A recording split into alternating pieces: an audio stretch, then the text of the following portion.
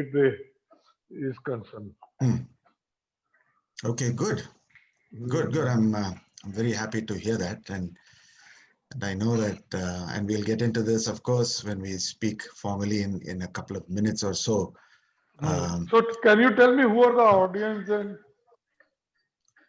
We will have audiences from India. We will have audiences who are very much into the sustainability imperative. We will also have some audiences from international locations. The US is a little challenging because of the time zone over there. It's still quite early in the morning over there. But certainly we've got people from the UK as well. So I have to talk according to the number. If I should not talk in lakhs and crores, I should talk in billion or millions. Okay. That would be great. I'm always a little challenged in having to convert crores into millions and billions. No, we are used to it. We will figure it out. We'll figure it out. But you know, I think it's going to be quite interesting. But what is this Buzz on Earth? Buzz on Earth is what exactly is the mainstream sustainable? We are a leading hub on sustainability. So our focus is on mainstreaming sustainability. And hub means on basically you organize the media stocks. Media, but more than media, we're a hub. We bring people together on the platform to engage. Knowledge and engaging. Okay. Yes, that's right. That's right. What I'll do is I'll also, do a very, very brief intro on Buzz on Earth. I'll be remiss if I don't do that. Yeah, that is very good. For me also, it will be learning. Yes, absolutely. So I'm waiting for the queue to start. It's about 4 o'clock. Okay. So I'm wondering whether we should launch at this point. Just 1 second. Yeah, I'll start. Okay, thank you. Okay, Mr. Sodhi, we're ready to go. Okay, ji. Yes, please. I'm ready. So good afternoon to all our viewers. Welcome to Buzz on Earth. We're delighted to have you here. Just a quick 15-second intro on Buzz on Earth. For those of you who are not familiar with Buzz on Earth, we're a leading hub, a leading media hub and platform that is dedicated to sustainability, coexistence, and wellness. And you can also think of us as a one-stop shop, actually, on all matters pertaining to sustainability stories, innovation, and just generally anything that is there to engage our affinity group, people who are very, very much into sustainability who wish to understand and who wish to engage in the sustainability imperative going forward for purposes of having growth and impact at the same time. We are present in some 190 plus countries and some 7,000 plus cities. So we do have a presence, and we have a growing presence, I'm happy to say. We've also been cited as a top 10 YouTube channel globally, and the top YouTube channel in India. And our blog has been rated in the top 30 globally by FeedSpot. So these are this is a quick profile on who we are. Now let me go directly to why we're here today. My name is Mahesh Krishnamurthy. As a member of the Buzz on Earth team, I have great pleasure, a very, very distinct and great pleasure in welcoming Mr. Sodhi, who is Managing Director of Amul. And for those of you, you may be surprised to know that Amul is a cooperative, and obviously we will get into that. And we will get a much deeper understanding of the kind of miracle that Amul is, and that Amul has been able to demonstrate over the last 75, 76 years or so. It's a $7 billion company in US dollar terms, been around roughly since the independence of India. So it is an enterprise that symbolizes India in so many different ways, notwithstanding the fact that milk is a mainstay for Indians and for children and babies in India. So the brand connotes something very, very special. It's the largest producer of milk in the world, by the way, for those of you who didn't know that. And we will talk about that a little bit as well. And it is owned, being a cooperative, it is owned by some 4 million milk producers and farmers. So that in itself makes it very unique. And last but not least, Amul has had over the years significant and far-reaching social impact. And I think this is a key factor in having enabled the brand to achieve its emotional connect with the masses and for it to become a household name. And of course, Mr. Sodhi has been with Amul, has been a part of this journey, has been an instrumental part of this journey, and has played a huge role in giving this brand its glow over the years. And of course, his mentor was the great, iconic Varghese Kurian, who had been with the organization for some 30 years. And he was known as the father of the so-called white revolution in India, which pertained to the milk revolution, and was instrumental in taking India from a milk deficient nation to one that is now well supplied with milk.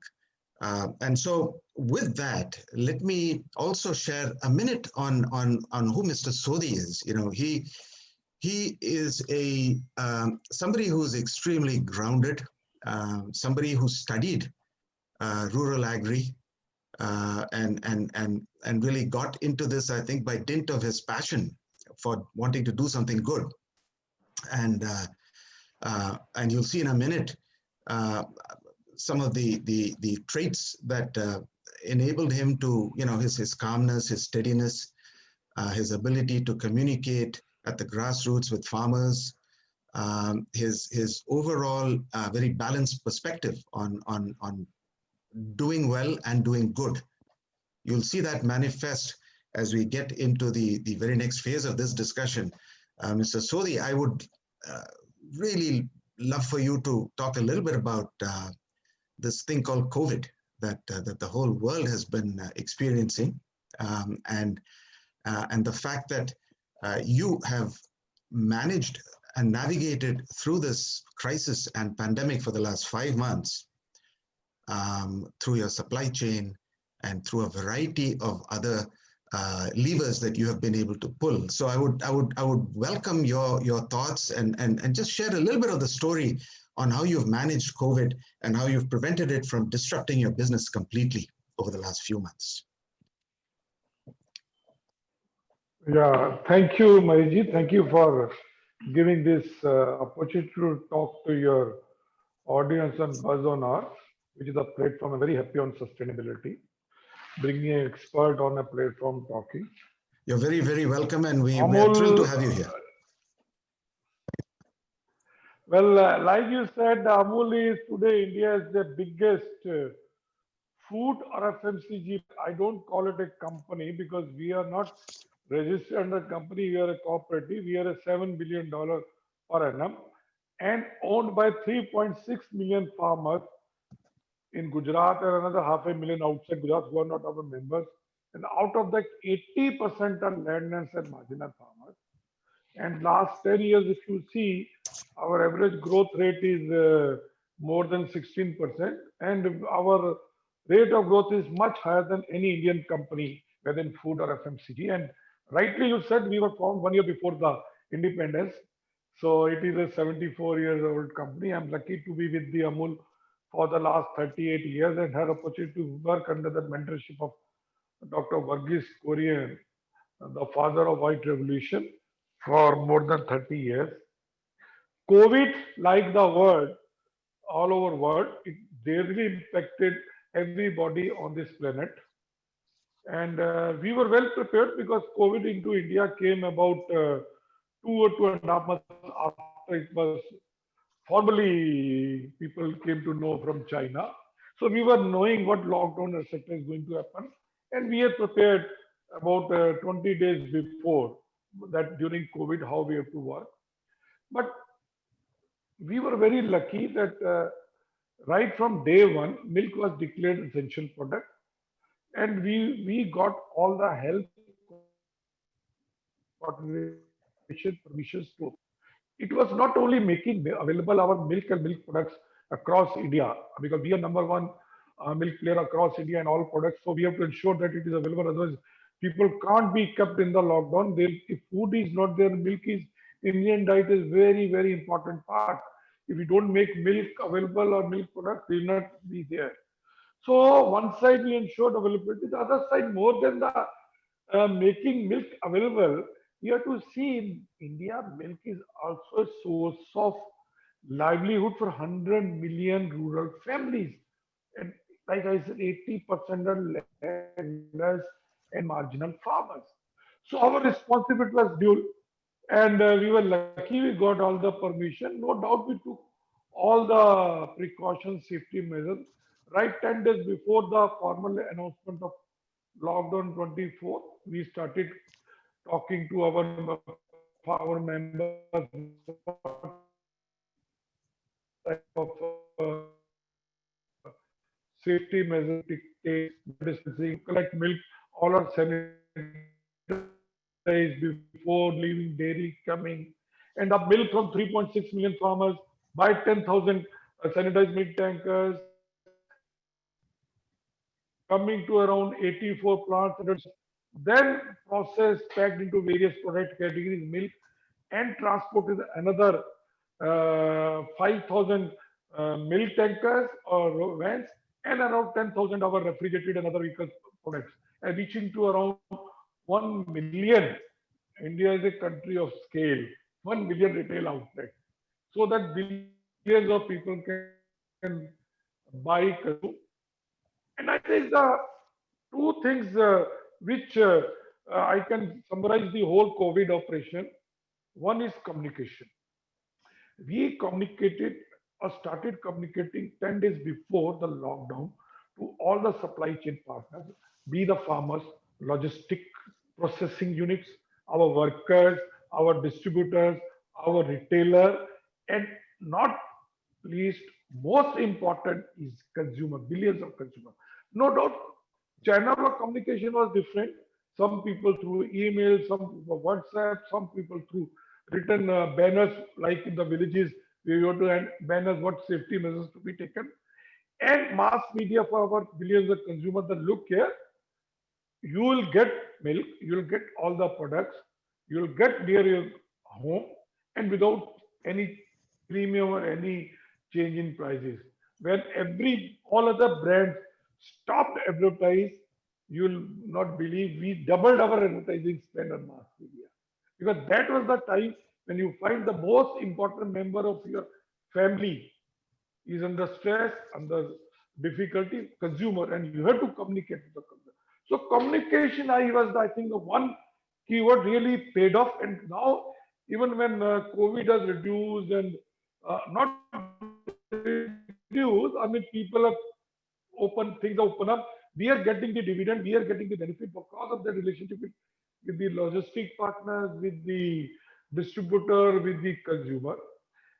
And the other is the most important, I think, is we started giving incentives to all the supply chain partners.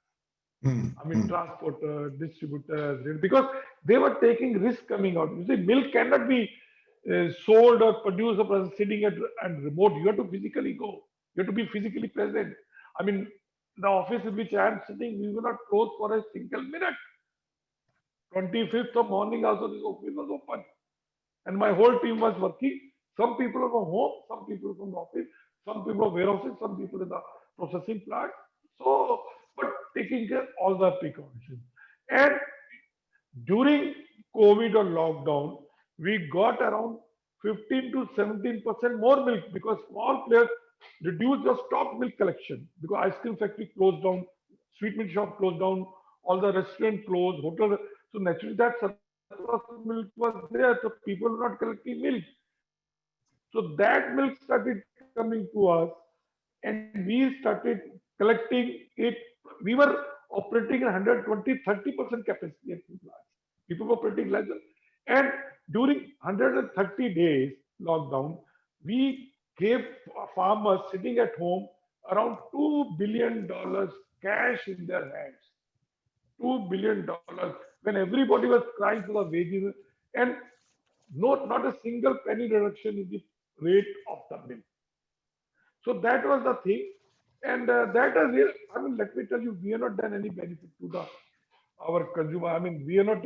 I think as an organization, we got a lot of benefit, lot of goodwill from our members who are our owners who supplied milk, and also a lot of appreciation and goodwill among our billions of consumers who have now lot of areas we have seen people have really gone for our products, and now really they not only appreciate and then they are now like last few decades blindly trust in Amul brand has increased many fold during COVID because we encashed the opportunity. That's amazing. I mean, I think that's extremely commendable. It sounds like you resorted to basics, communications, optimizing the inventory of milk where there might have been surpluses. You siphon them, channel them into the appropriate areas where they were in need while the milk was still fresh. Now there is another, and of course the compensation, the caring, the empathy for the entire stakeholder community, and of course not forgetting your consumers and making sure that your consumers were assured of their Or vital you can milk. also term it, yeah. You can also term it as a relationship building, communication Absolutely, and yeah, relationship building, and yeah. right. And I was interested to note, Sodhi ji, that you on the relationship building and communication side, you also, and you mentioned it very briefly for a second just now, you did reach out on through television and did a fair amount of marketing and advertising to capitalize. And I think you did even better than some of the money that you may have spent on the IPL. You may want to share just a minute on that. The whole notion of timing and Vaiji, you're optimizing. right. Yeah. On 12th of March, about the 13 days before the lockdown, we were having meeting with our media agency, FCB Ulka Draft and the Lodestar over the media. And that time we gave them idea that look here, now everybody is sitting before the TV watching news to understand what is happening to the COVID in China or Europe or Italy. And gradually it is going to come in India also. And the people are watching less of other GC channels and watching more of news. And now we have got the March ending because 12th March, 31st March. So another, you can say 19 days, 18 days. So we said, why don't we encash this opportunity when people are watching news, increase our spend? So what we told that we want to increase each news channel spend by 2-3 times, but subject to getting half the rates. And Mhm. that time already news channels are having their annual target meet and lot of brands are reduced or stopped. So we immediately got the good deal. So we increased our buzz across all news channels, whether English, Hindi, and vernacular a lot. Vernacular a lot. And also these international channels, BBC or WION or our other channels, CNN, etc. Mhm. And then after a few days, we came to know that Doordarshan, which is Government of India channel, is coming out with the epic Mhm. series, old series of 90s, about 25 years about Ramayana and Mahabharata. And that time Mhm. we got the sponsorship proposal. So then we realized that because now everybody's lockdown is coming any day, so people want to see the program which family viewing and very focused, uncluttered. uninterrupted viewing is there. So we said, let us sponsor these epic serials, religious serials, Ramayana and Mahabharata. We got very good deal, but more than the deal later on, where it's not a deal, it's a jackpot. Jackpot is the money spent on these two serials.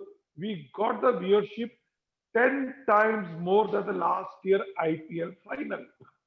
10 times viewership, 10 times more than the last year IPL final, and rates were one tenth of that. So we got 100x benefit. More than the 100x viewership is uncluttered, family, uninterrupted, very focused. So I think that was Mhm. really jackpot for us. No, that's what's better to bring families together than the Mahabharata and Ramayana and warm milk. No, I think that's fantastic, and I think there's a lot to be learned from that. There's a lot to be learned from that. Um, you know, so the notion of a cooperative, the idea of a cooperative, it's something very interesting, and the origins of Amul, which by the way many people probably don't realize, it stands for Anand Milk uh, Union Limited, I believe. No, Uh, no, no, no, no, no, no. It may be no, Amul is a priceless. Amulya. It's our brand. No doubt we sure, are sure, based at Anand. But name of our organization is not Anand Milk Union. It started at Kera District Cooperative Milk Producer Union, which is still there at right. district union. And at apex level, we have got name is Gujarat Cooperative Milk Marketing Federation. Because our headquarters is in Anand, so people start relating with Anand Milk Union Limited. So that's where the GCMMF comes from. Yeah, Yeah. yeah, yeah, yeah, yeah, yeah. Okay, great. So so this idea of a cooperative, it started off with your original visionary Tribhuvandas Patel way back when, and he himself was a 1946, farmer. 1946. There 1946. you go. Yeah, it's phenomenal. And then he really set out on a mission to bring all farmers together and create scale and protect the farmers and improve their livelihoods and so on. Now, so how does this work, Sodhiji? How does this cooperative work? Mike, in a short form, let me tell you, you have to understand why this cooperative started 74 years back or today. The objectives of work is same. If I give Hmm. you 19 short 1946, farmers were producing good quality of milk this part of India in Gujarat. They were not getting good price for the milk. They were being exploited by the private dairy wholesale. And Bombay was the market nearest to Gujarat. And the Polson had the monopoly to buy milk from this district given by the Britishers. So when farmers were exploited under the leadership of our founder chairman Shri Tribhuvandas Patel, they went to Sardar Vallabhbhai Patel, who was the deputy prime minister, the Iron Man of India, that here, look here, Hmm. Polson private dairy entrepreneurs exploiting us, not giving us good price, and he has got a monopoly from Britishers. Mhm. So what shall we do? So Dr. Sardar Vallabhbhai Patel gave him one business lesson, which is true for today any enterprise also, or any farmers or agriculture based organization. He said, you dairy farmer, you should not only produce milk, you should aggregate, process, and market it under your own brand. Then only you are going to get good price of your produce. Otherwise, the middleman will suck you and they are not going to give you good price. And to do it for a small where you have got such a small farmers, one or two animals, you can't form a big company and big money. You have to form a small cooperative owned by farmers. And that farmers thought, but then naturally, as expected, Britishers refused giving registration for this cooperative society because they had the given commitment to Polson for the monopoly procurement. Mhm. So farmers went for 15 days strike, and British was forced to agree, and cooperative society started. They British thought this cooperative societies owned and run by the illiterate poor farmers will now work for 2, 3, or 4 days. But last 74 years, it is working. Has become India's biggest commercial organization, biggest brand, and growth is highest than among all the corporates and multinationals in the India. And You, philosophy is simple. yeah, no, I think congratulations, something to celebrate actually. And I also know that in your world, Swadiji, B2C and C2C has a Yeah, yeah, different yeah. meaning to it, right? Yeah. It's buffalo to consumer and cow to consumer. Yes, see, I mean, Uh, this supply chain of C2C is owned by 3.6 million farmers, running yeah, all 24 by 7 and running smoothly. wonderful. And now, now moving on to the social impact aspect and dimension of Amul and its enterprise. Tell us a little bit about that. The enterprise is very steeped in many of the UN Sustainability Development Goals, the SDGs, and we've just touched very briefly on one of them, which has to do with improving livelihood. And you Poverty. have enabled farmers poverty. So share with us, if you would, a few thoughts on how Amul has uh, pulled up and brought along the agri community and ecosystem along with itself. Well, Maheshji, SDG goals, poverty, equality, bringing people. I mean, these all are the goals which you can meet if your enterprise, your business has business goals. You can't do it based on the subsidies or like Dr. Kuri told, subsidies are like crutches. So if Mhm, you have to make any organization that too, which is working for the poor people and which is it has to have very sound business principle. And what is the business principle? Is basically value for many, value for money. Value for many means millions of farmers who are producing or who are pouring milk into the village society, giving them giving them very stable and remunerative price day after day for the last 74 years and growing. So their confidence, their trust in the system is there, and they continue to motivate and educate next generation of the that to be in this dairy farming. One side is that because without milk you can't do the business. So one side you have to see provide stable. The other side you have to see that you produce best quality products by using best technology in the world and best packaging mhm, and selling at such affordable prices that masses and Indian masses are lower middle class can afford it.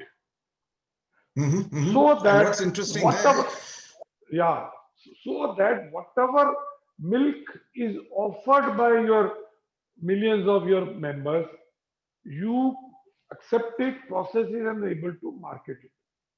So mhm, we keep both the ends of this C2C supply chain very happy. Farmers and the consumer. Once they are happy, business is happy, all the members are happy because business is growing.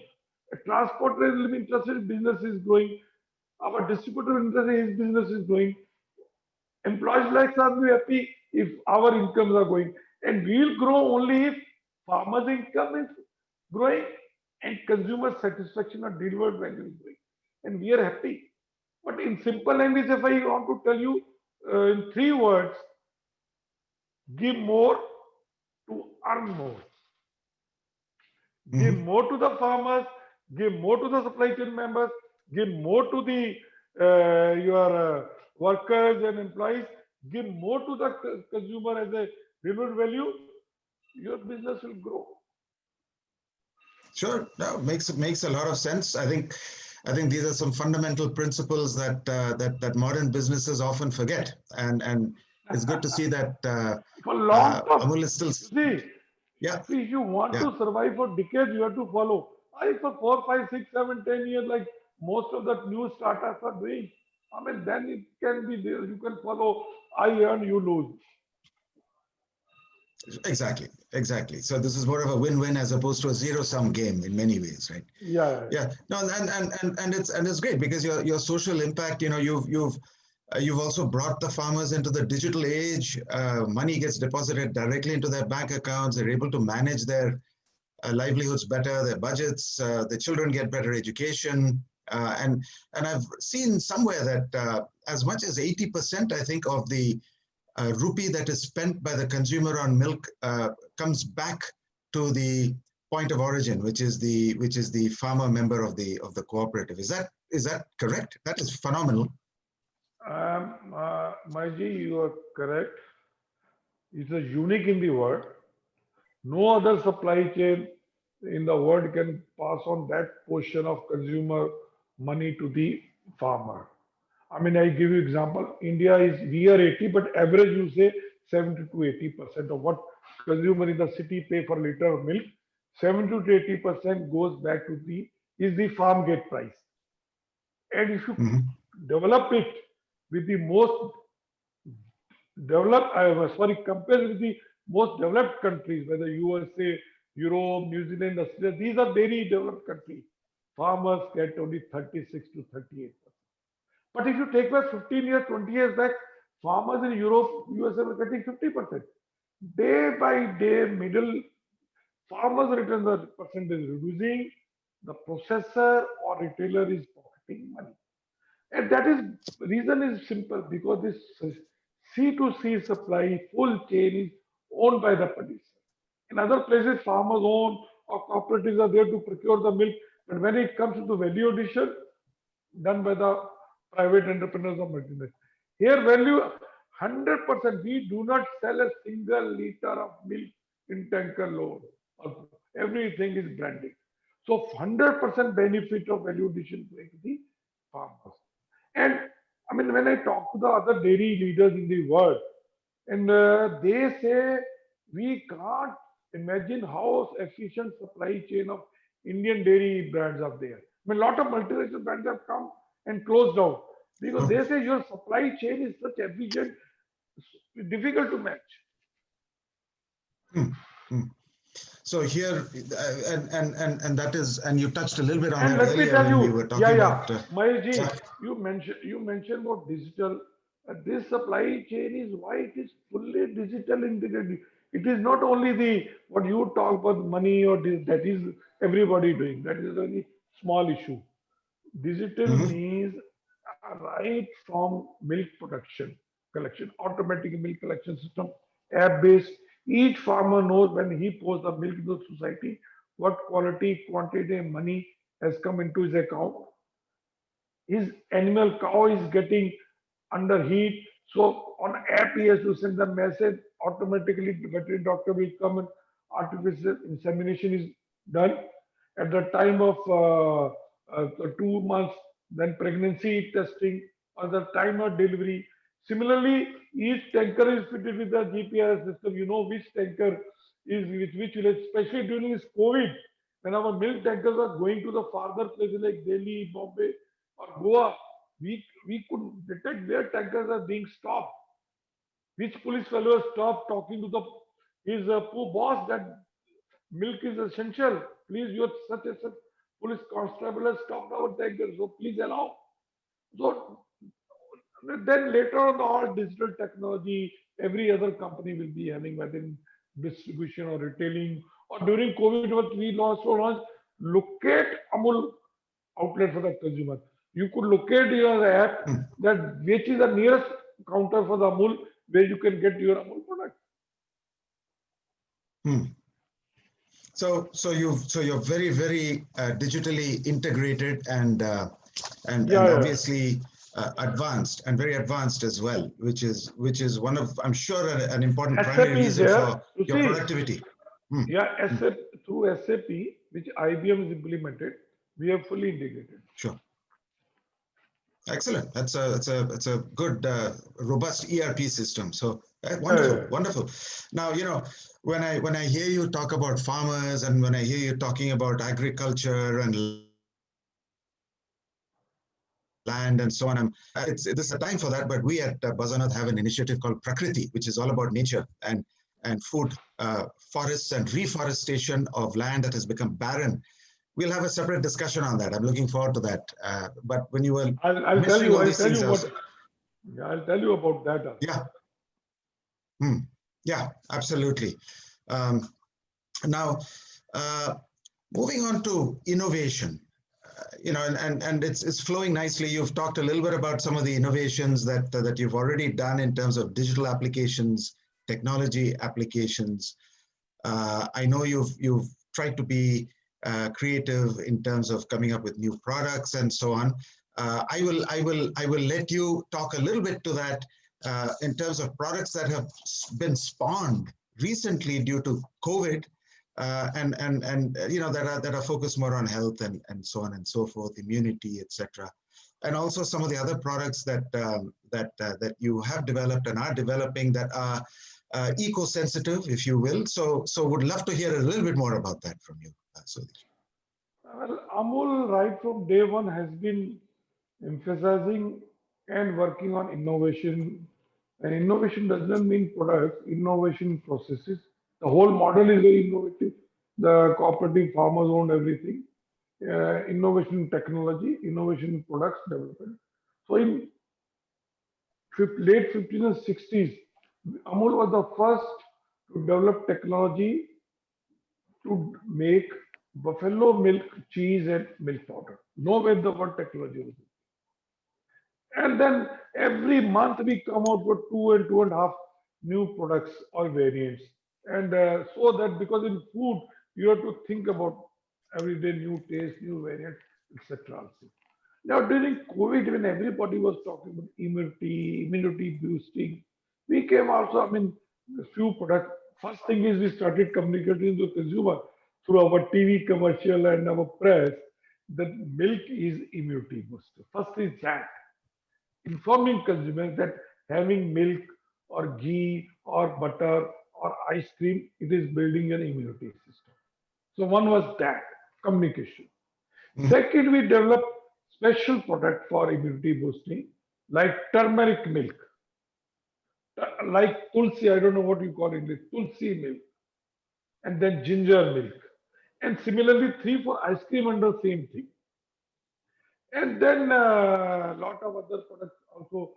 We have seen people wanted to have more of Indian sweets, packed sweets, which now we have launched during because people were not interested to buying loose, unbranded products. So that is why we have launched these products, and we are continuing to come out with these products. Now we are also launching a lot of bakery products we have tested in this part of India. Now we are going all over India and launching bakery product, but not based on vegetable oil, only milk fat, milk or butter based product. Slightly premium, not Mhm. bakery product using palm oil in oil. Okay, okay, and you've also I think gone into chocolates. If I you've gone into chocolates. Yeah, yeah, yeah, yeah. You Chocolate, chocolate was vegetarian also a cheese. I very, think you do some, see, and you do chocolate something called also, vegetarian cheese. yeah, yeah. Both the things I'll talk. The chocolate is also very big innovation. We are there in chocolate for the last 40 years. And we were making Me Hmm. Too product like this Cadbury or Mondelez product making uh, milk chocolate because we are a milk company. And we were Me Too product. And we had a small plant and selling, we were happy. But last 3 4 years, we found a niche that today's youngsters, teenagers want more toward dark chocolates. So we launched varieties of dark chocolate. Today we have got more than 28, 29 varieties of only and only dark I, chocolate. Six I tasted some of them, by the varieties. way. They're good. Yeah, yeah. Six Yeah. varieties of country origin from Tanzania, from Peru, I mean, these types of country, Mexico, we are sourcing cocoa from there. And today Amul has become number one brand in India as well as dark chocolate. And we have to put up a new modern factory which Prime Minister of India inaugurated last year. And today that factory is also running full capacity. Now we are doubling the capacity. And vegetarian cheese, I mean, that was the first cheese which the Indian can't eat calf rennet based cheese. So that we launched about more than 40 years back. Vegetarian, vegetarian rennet based cheese. And that is also unique. And now also one more innovation which we are doing is for the world consumer is buffalo milk based product. Because in the world, buffalo milk is only in India, Pakistan, this part of the world.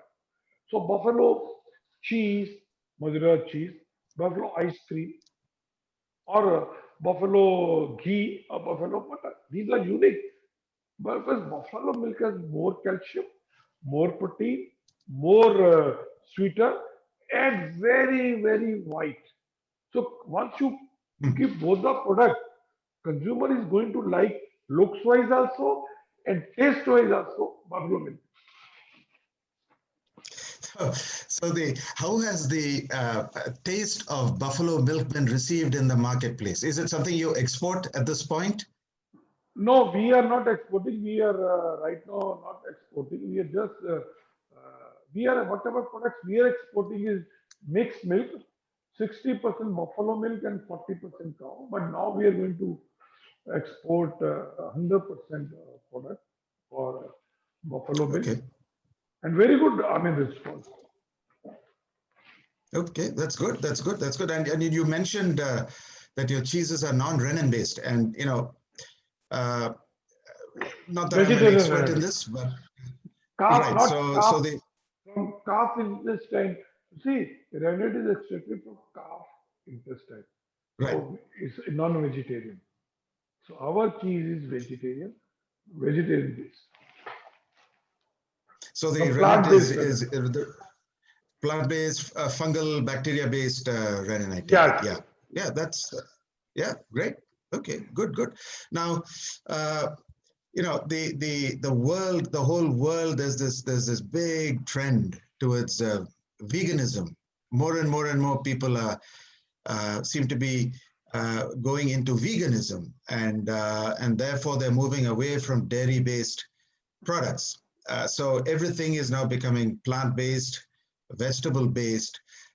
There's just an entire movement towards changing tastes. How do you anticipate coping with that? How do you expect to deal with that? And how do you view your business being impacted by that in the long term, Sodhiji?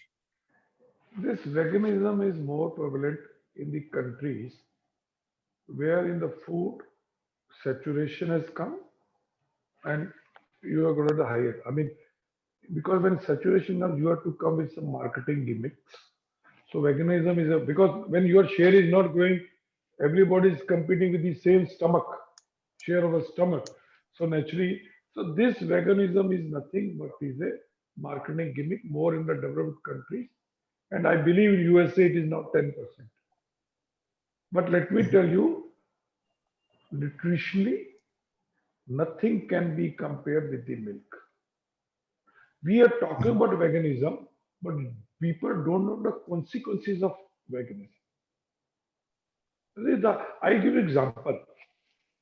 In milk, we have got lactose. Lactose has got two parts, glucose and galactose. Glucose immediately gives you the energy, and galactose, when they synthesize, they give power to your brain and brain development. If your children, you do not give milk, and instead of that, you start giving plant-based protein, you are not, or any other fat, you are missing on those galactose, which will developing the children. So ill effects of veganism, people will come to know after a few decades. And but let me do veganism is good for people who are for the it is a fad.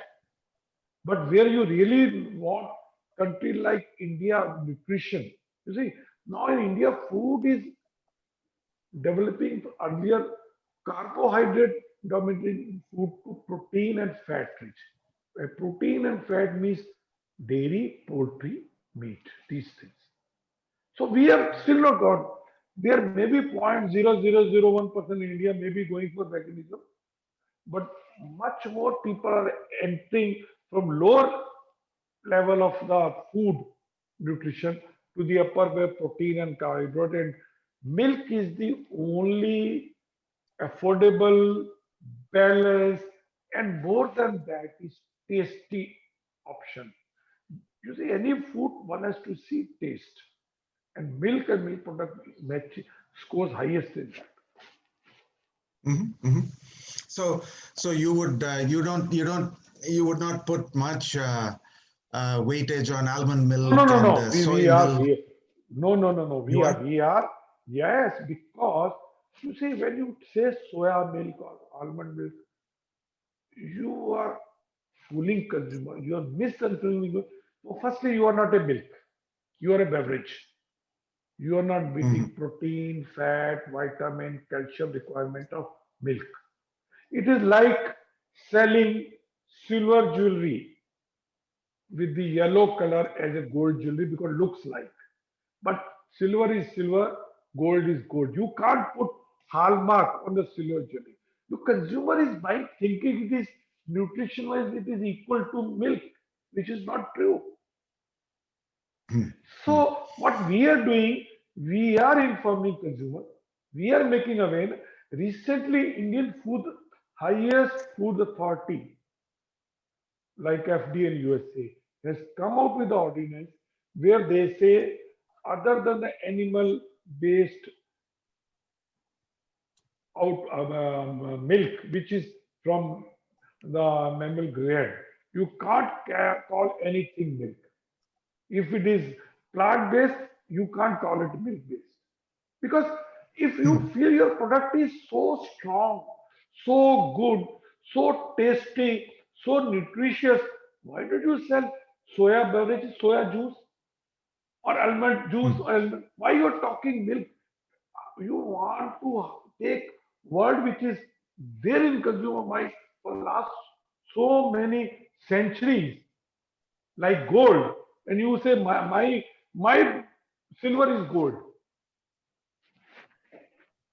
So that's very interesting. And what do you say, Sudhiji, to those people who will stand up and who will say that uh, cow grazing and cows that are grazing on grass and so on and so forth are contributing to carbon CO2 emissions and making the situation much worse for the planet, and therefore one should substitute uh, dairy milk with whether it's soy or rice or almond or some other type of vegan milk, plant-based milk, if you will.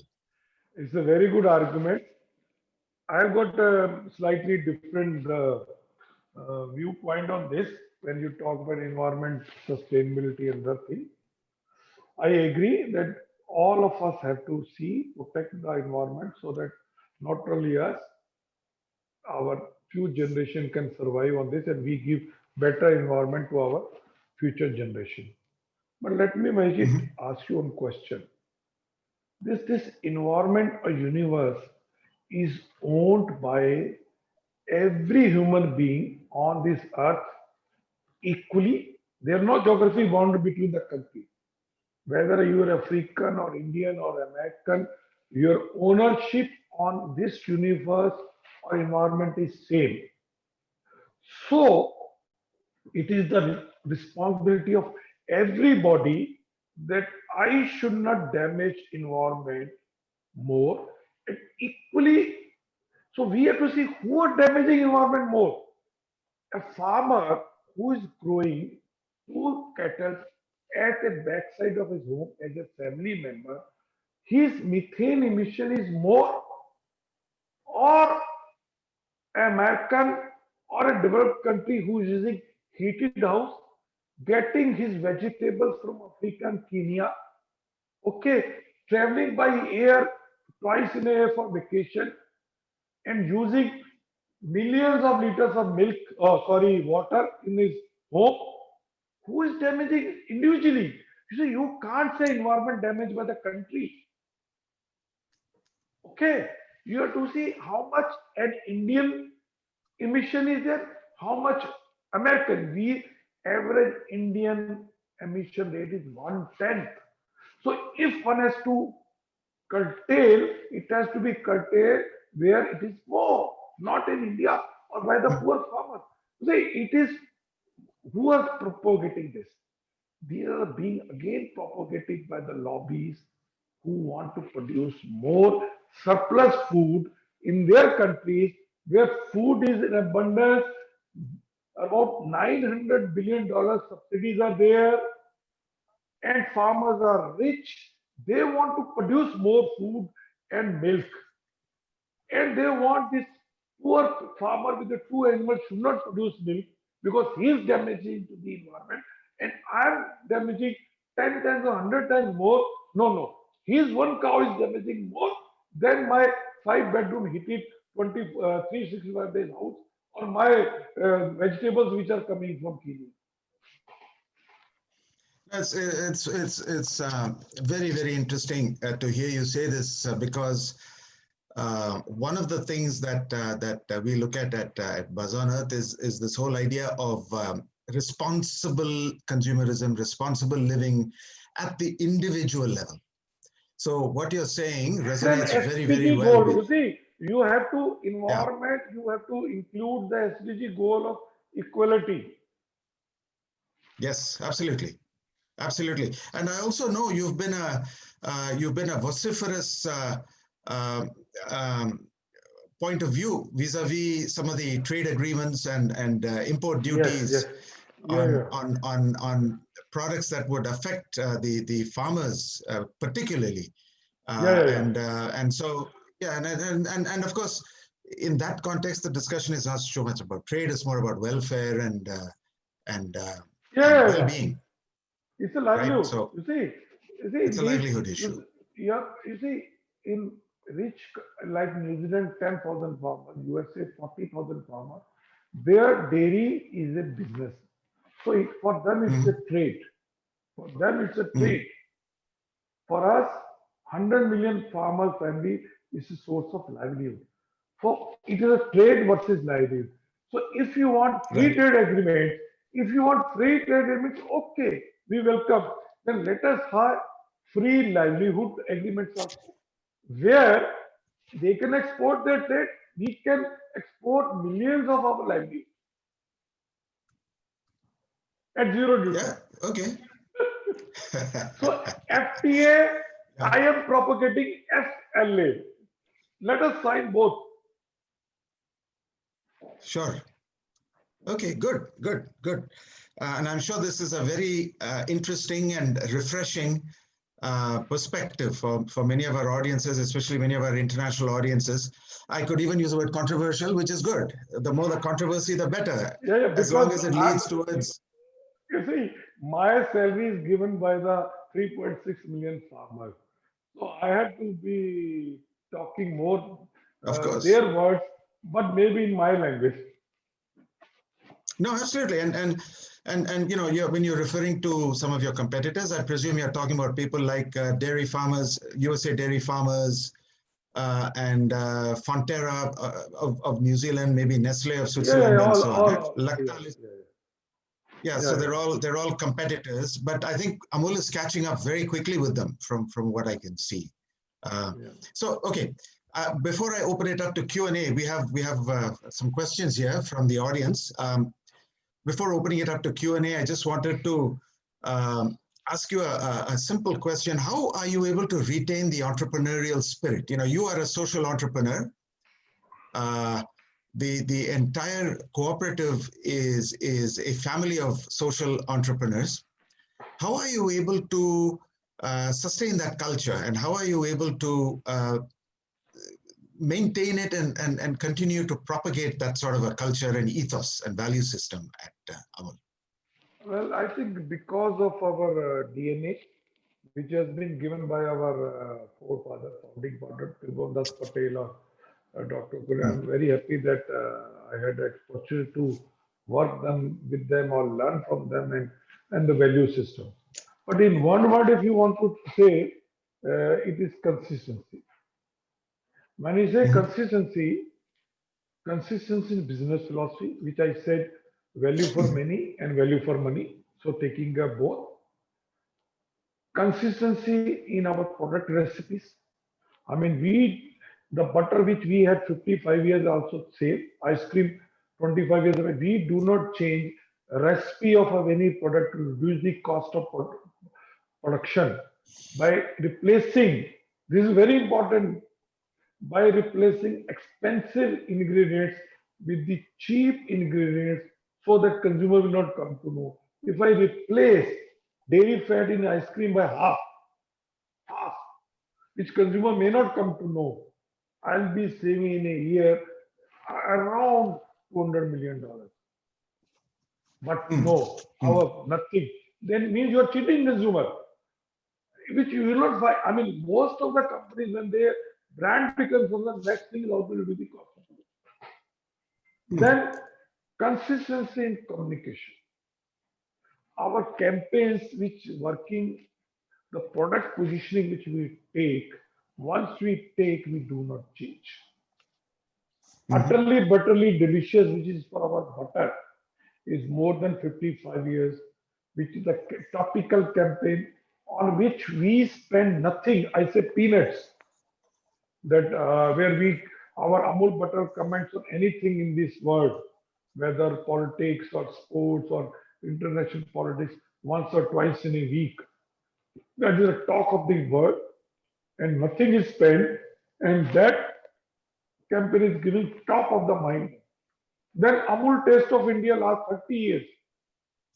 Amul Doodh Pita India, with whole India is drinking milk, is also around 17 years campaign. I mean, once we choose a campaign and positioning statement, we don't believe it. It's a consistent communication. And the fourth very important is communication in the people, a consistency in the people. I'm very lucky that my whole team, top team or middle team, are on their first job. We hire people directly from the best of the management institute or engineering institute, etc. And we develop them. Some of, I mean, 70-80% will leave, but whatever remains, they carry with us. And that is why the DNA given by our forefathers are kept. Our people do not get DNA of outside the organization. There may be some losses. I'm not saying there are good property genes are there maybe in other organizations, but our people have got genes of our organization only, our culture, our value system, our ethos. No, I think that's very true. And you know, it's the marketing, of course, the iconic Amul girl and the ads, the boards that you have all over the country are very difficult to forget. And to the point you made, you know, you the ads come out on very very poignant topical news items. So, for example, when Kamala Harris uh, Yeah, is has been chosen as Joe Biden's running mate for VP, right? So there's this ad that came out on that, and I think the spin was Kamal Harris, which is like wow yeah, yeah. Harris, and then to celebrate Raksha Bandhan, I think you had the for the uninitiated on this call, for some of those who don't know what Raksha Bandhan is, it is the celebration of the brother sister relationship, and there was something for that as well, and so on. Yeah, So you've got so many like this that touch the heartstrings, pull at the heartstrings yeah, of yeah, the. yeah. And maybe this campaign we don't look after. I mean, we don't create it. Yeah, Advertising yeah. is created, put it, we see it when you see it. Full independent Mm, of creative. We don't interfere, we only sign the bill, nothing else. No creative right. approval. Yeah, and I'm sure your marketing budget is very very small, so Less than no, 1%. that's great. So okay, yeah, okay, less Less than than 1%. 1%. Okay, there you go. There you go. So the rest speaks for itself, right? uh, okay, I am now going to take a quick look at some of the questions that have come in from our audience members. Um, so one question is, Amul recently launched haldi milk and ginger milk. Please share your perspective on the immunity booster segment and the market trend at the moment, at the present. Well, And this is from this Ankita Sharma. Ankita, Thank you, Ankita, right, for the question. you have noticed rightly because everybody is looking for immunity boosting products. So haldi and ginger milk, which we have launched, and then tulsi also, ashwagandha also, and it's doing very well. And immunity boosting products are there. But let me tell you, any product you give, it has to, in India, it has to be, you have to see that it is taste. Nobody will come, if you make, Mhm. we have launched this haldi ice cream also now. Okay. And let me tell you, and it has to meet your taste buds also. Otherwise, nobody will buy. People will buy immunity thinking as a medicine. So, if you want to give immunity product, food product, it should not be medicine. It should be tasty food. Okay. Okay, so you're very optimistic on that segment, and you believe that with good taste you can also achieve good health, right? That's essentially what your message is on that. We also have somebody who would like to help grow your business, Sudhiri. Somebody who wants to Welcome. know how they can start a franchise of Amul products, and this question is from Vinayak Maruti, who is interested. He's in Bangalore and he's interested in learning a little bit more about how to maybe open up some Amul franchises in Govindraj Nagar, Vijayanagar, and in the Yeah, he Bangalore can. area. Go to our website amul.com. There is a Okay. franchisee site where you can log in or you can sell. And please do not give. There are a lot of fraud going happening online. Please do not give any money to anybody. And we do not take any money in the name of Amul Union Limited sector. It is GCMMF, and our officer will protect you. And physically, you should check and then only. But better you go through our Okay, good. website only.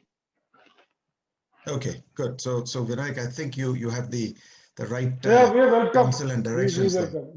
We welcome. That's great. That's great. Now, we have an interesting question here, which talks about, and this is from an anonymous participant. The question is specific to how you address disputes that might arise amongst milk contributors at any given site or location, considering that sitting where you sit at the so-called headquarters level, it would be difficult to intervene locally on the ground. So how do you You're right. deal I with mean, that? practically it is not. You see, the structure is like that. We call it three-tier structure. At a village level, we have village cooperative society where 200 members are there. They have got the elected management committee. At the district level, we have got district union, which are the board is there, which are elected from the village cooperative society. And at the state level, where we have got the state milk marketing federation. And all these three structures are separate profit center.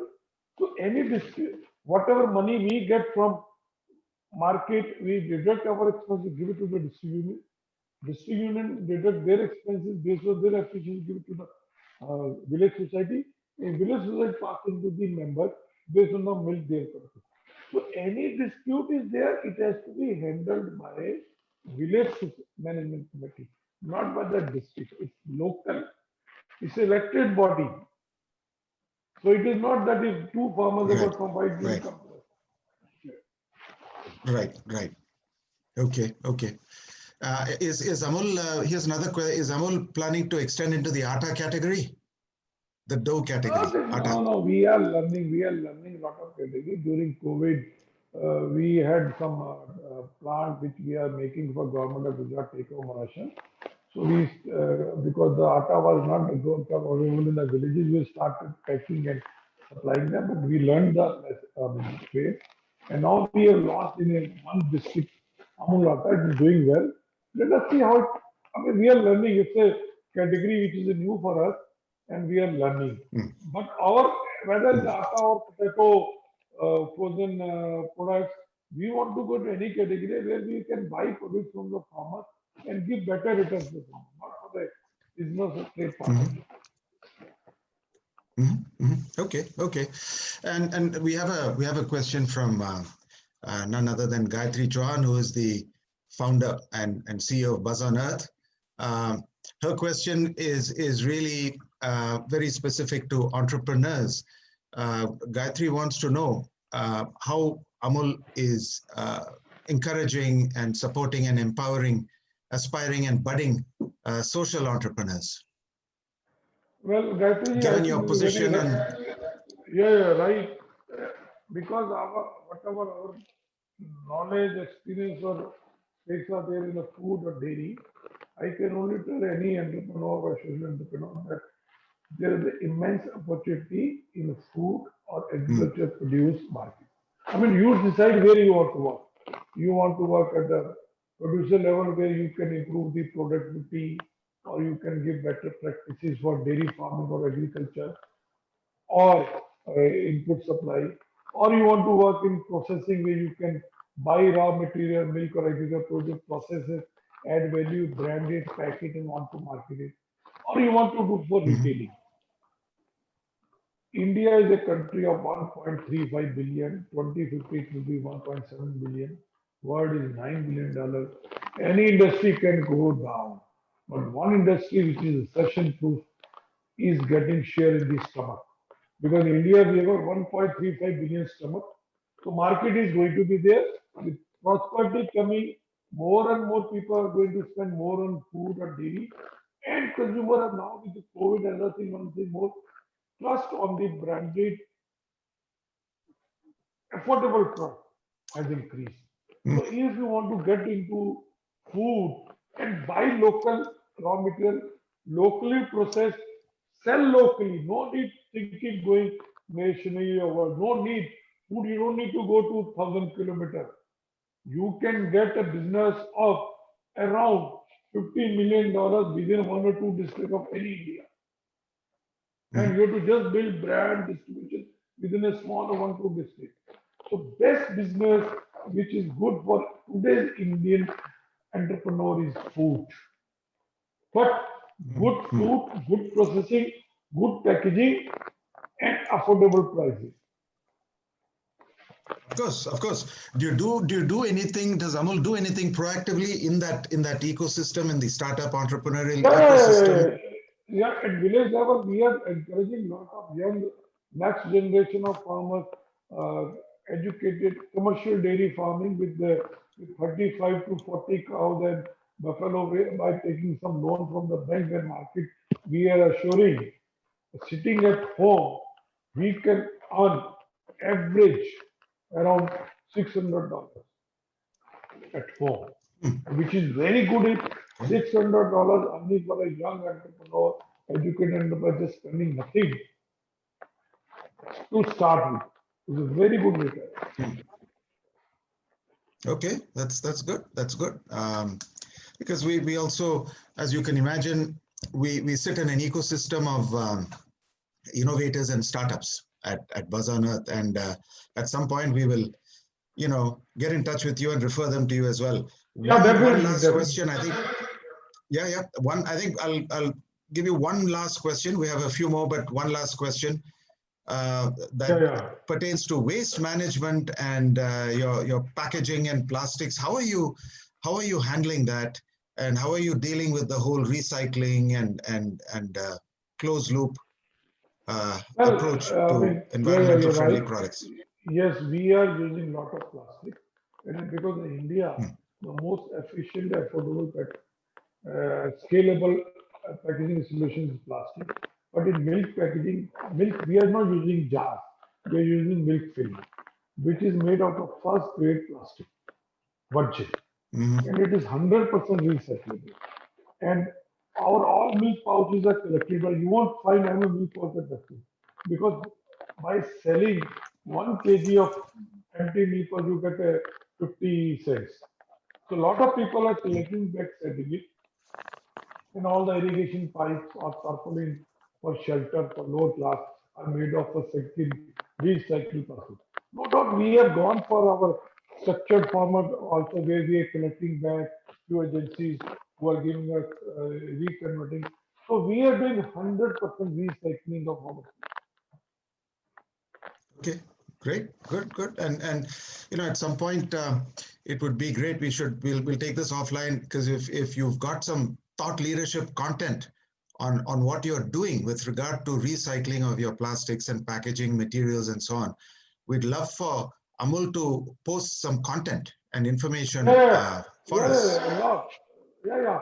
And the last thing which you mentioned about the forestation, every year on 15th August, Independence Day, each of our Mm, member is planting 2 to 3 trees in his house or a work area.